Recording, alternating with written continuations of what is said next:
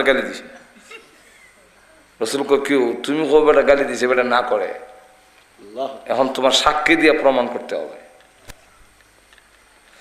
আবু বকর সিদ্দিক বলেন ইয়া রাসূলুল্লাহ ইয়া হাবিবাল্লাহ, আপনি তো জানেন গো আমি মিথ্যা কথা বলি না, আমার যে সাক্ষী নেই।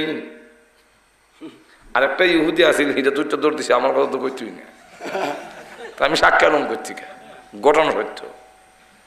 নবীজি ডাক দিলেন আবু বকর, আমি জানি তুমি মিথ্যা বলো না, বলতে পারো না, কিন্তু আবু বকর রে কোর্ট কাছারি এই কথার উপরে চলে না, কোর্ট কাছারি চলার আলাদা নিয়ম বিধান আছে। সাক্ষী তোমার দিতে হবে, সাক্ষী যদি দিতে না পারো তোমার বিরুদ্ধে রায় হয়ে যায়।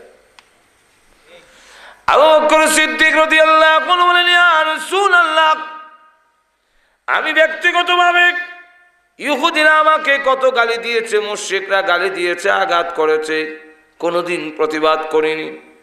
আমার কলিজার টুকরা সন্তান আয়েশার উপরে জিনার অপবাদ তুল্লা দিছে, তাও আমি সহ্য করেছি, কিন্তু আমার আল্লাহ নবীকে গালি দিলে গো আমি বরদাস্ত করতে পারি না।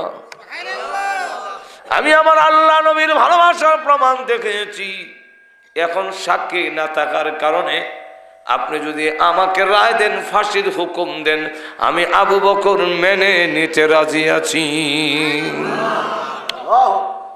রাসূল বলেন তোমার বিরুদ্ধে এখন রায় দিব, প্রস্তুত। যেই মাত্র রায় দিতে গেলেন, এমনি থেকে জিবরাইল আসার শব্দ শোনা যায়, ঘন্টার আওয়াজ। জিবরাইল আসার আগে ঘন্টার মতো একটা আওয়াজ নবী শুনতেন, গণ গণ গণ আইতাছে।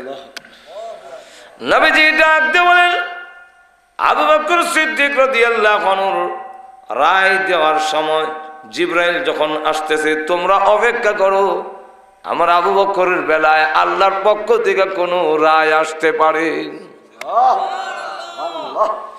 সঙ্গে সঙ্গে জিবরাইল এসে নবীজির কানে কানে বলেন ইয়া রাসূলুল্লাহ ইয়া হাবিবাল্লাহ, ওগো নবীজি, আবু বকর সিদ্দিকের বিরুদ্ধে রায় দেওয়ার আগে কোরআনের আয়াত শুনুন, তারপরে রায় দিবেন। হাঁটু জোরে কন্যা